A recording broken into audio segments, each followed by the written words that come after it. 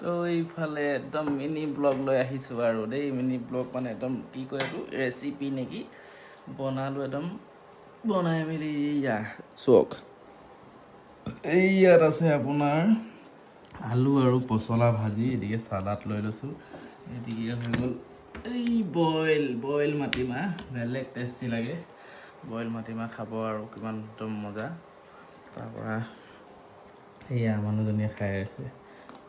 মানুহজনী কি হৈ গ'ল, তেল চেল ইমান খাব পৰা নাই। সেই তেল চেল নোখোৱাৰ কাৰণে এতিয়া আজিকালি আমি বইল খাওঁ। ভালেই, বইল খাবই লাগে।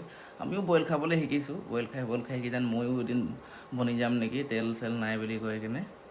তাৰপৰা চব আমি এতিয়া সেই ইয়াত বেটেৰী শুই আছে, একেটা ৰুমতে চব এতিয়া খানা পিনা হোৱা চব বেটেৰীৰ কাৰণেতো চব ইয়াতে কৰিব লাগিব। আমি বাপেক মাকটো ইয়াত গৈ কিনে বেলেগত ভাত খাব নোৱাৰোঁ, ছোৱালীজনীকো চাই থাকিব লাগিব। সেইকাৰণে অলপ অসুবিধা হৈছে আৰু।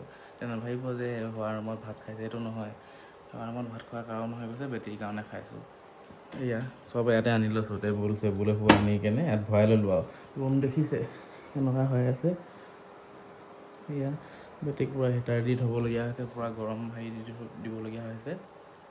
সৰুলা কথা ন, সেইটো কাৰণে দিয়ক খাই লৈছোঁ। এয়া মিনি ব্লগ যাবই এতিয়া, আপলোড হ'বই আৰু 10-15 মিনিটৰ পিছত খাই লৈছোঁ। কেনেকুৱা পাইছা?